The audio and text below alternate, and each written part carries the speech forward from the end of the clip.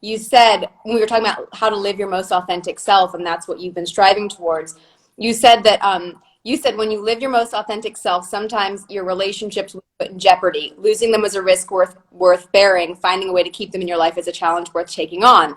And I thought that was so interesting because right now during quarantine, I know myself and so many of my friends that I've talked to have been going through this form of like an identity crisis of, who am I when stripped of seeing my friends, doing my job in the way that I'm used to, having those daily distractions. And you talk a lot about distractions and how silencing exterior distractions actually allows you to finally do what it is that sometimes we all avoid, which is, not listening to those voices outside, but then now having to deal with our voices inside and dealing with the idea of coming together and finally facing those things. And a lot of those things come out in fear. And you talk about your relationship with fear and how it's so important to have a close relationship with fear in order to kind of disassociate from them. So can you describe to people why it's so important to almost bring your fears closer so you can have a better understanding and then you can like let go of them? Because it seems like an oxymoron of sorts.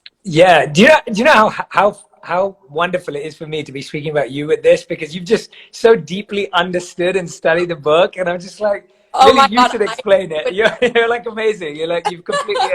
So as Lily explained in the chapter that's dedicated to fear, and I really believe that fear is almost the root of anxiety. So if you're someone out there right now and you're watching this and you're thinking, I deal with a lot of anxiety, or you're thinking you deal with a lot of pressure or a lot of stress, then a lot of the root of that is a fear. And there could be a hidden fear about something that you've forgotten or something that happened in the past that maybe you've even tried to forget. And the interesting thing about fears is that they just build up the more we ignore them. So almost like a pain in the body, or even like a pain in our mind, is trying to get our attention. So if you think about, my friends have had a baby during quarantine, and their baby's so handsome and so cute, and he's about 6 months old now. And it's like, if he wants something, and he barely cries, like he never cries, but if he wants something, the only way babies can tell you that they want your attention is by crying. Right. And so our fears or our anxiety is trying to get our attention. So when we try and distract ourselves from our fear, or we try and avoid it, or we try and numb it, we're actually making it harder to overcome our fear, because what it's asking for is our presence. Now, I'm not saying that when you're feeling anxious, you have to dive straight into it. But when you've got a bit of space, you've got a bit of stillness, it's really important to go back to it and say, well, what am I really scared of? Why is this fear there? And the more you start to understand and unravel your fear, you get to the root of what's really affecting you, Right. rather than just letting it be there in the background and then trying to forget about it. But it's just building away slowly. And that's a lot harder to deal with.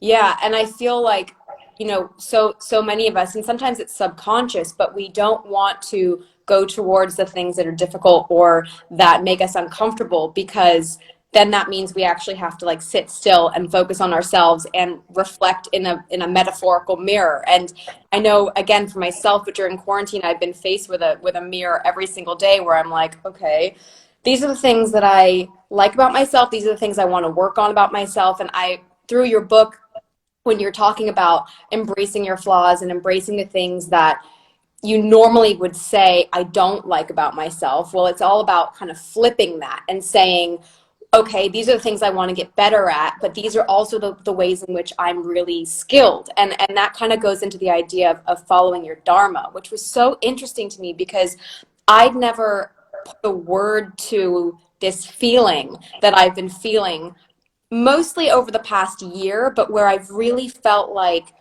I've been shifting towards what excites me and where I see the most positive outcome in the work that I've done.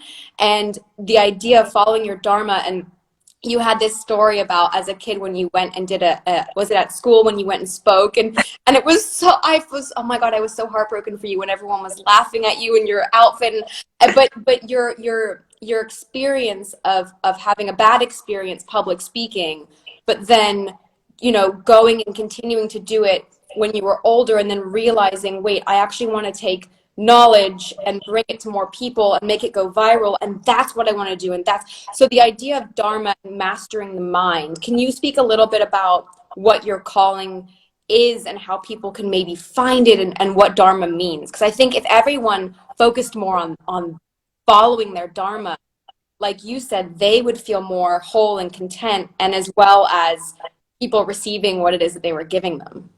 Yeah, it's really interesting, Lily, the way you say that. You know, for most of us in education or in school, we've always been told to improve our weaknesses, and our strengths were kind of just glossed over. So it was like if you were performing really well at something, it was like, oh, great, but Right. this needs to improve. And Dharma is almost not the opposite, but it is about highlighting your natural strengths, your natural skills, your natural inclinations, your inherent joy. And I want to make it really simple for everyone right now. So this is how to think about the words. We hear about passion, we hear about purpose, we hear about all these things all the time. But if I had to make it an equation, purpose equals passion plus strengths plus compassion. And when you add all of those three things together, it becomes dharma, or purpose. And the word dharma is a Sanskrit word, and it's most closely translated in English to eternal purpose and inherent nature. And there's a beautiful quote by Albert Einstein where he said that everyone's a genius, but if you judge a fish by its ability to climb a tree, it will spend its whole life believing that it's stupid. And for so many of us, we're like birds trying to be lions, we're lions trying to be giraffes, we're giraffes trying to be zebras. And the point is that when we become the best version of ourselves, we're no longer scared about or intimidated by other people living their dharma. And so the first thing is we have to uncover our passion. And Lily, as you said, you've been moving towards things that bring you life and bring you joy. And passion's like a teenager. And before we become a teenager, we're a child. So that's like having interest in something. And before we're a child, we're a toddler, or we're being born. And the birth of passion is curiosity. So it's like, what sparks your curiosity? Right now, you may not have a passion, you may not have something you love, but what is it that you could watch documentaries about all day or read books about all day? That's your passion. And then strengths. Strengths is something that, well, you said in my own story of, I wasn't born good at communicating or speaking on stage. I actually was really nervous. And for me, that was a strength that I was very lucky to build by attending public speaking and drama school and getting that support from my parents. And for me, that's what made me realize that there are so many strengths out there. Don't confuse weakness with inexperience. And I think that's a really big thing for us. We think we're not good at something, but actually the truth is we've just never experienced it. We've never tried. And the third part of Dharma is compassion, which is probably one of my favorite ones, because sometimes you don't find your purpose through passion, you find it through pain. And you find your purpose because you went through something, or someone you love went through something, and now you never want anyone to go through it again. And so that sparks your journey of purpose and dharma. Which I love. And you know, you also, you had a quote where you said you can't be anything you want, but you can be everything you are, which I thought there were so many quotes in this book where I was like, harsh, but so true. You know, when you're taught when you're young, you know, you can be anything you want, but it's actually, instead of striving to be something so badly where maybe your skill set is just not there, what is it that you're really great at, and embrace that, and then just be all of that and be everything that you are to the best ability that you can, because there is no other you out there. And somebody else, I guarantee, will be looking at you and watching you going, God, I wish I want to be more like that, or I want to have more of that. And it was just so interesting to read that and go, it seems so basic of a statement and harsh and so true and amazing. And once you start to realize that, I think it kind of just opens you up to more, just to being more open about analyzing what it is that you love and makes you tick, and what it is that you give that other people really receive full-heartedly. I think that's a really good lesson. I'm constantly having conversations where it's either about, and again, especially now, about the relationship we have with ourselves.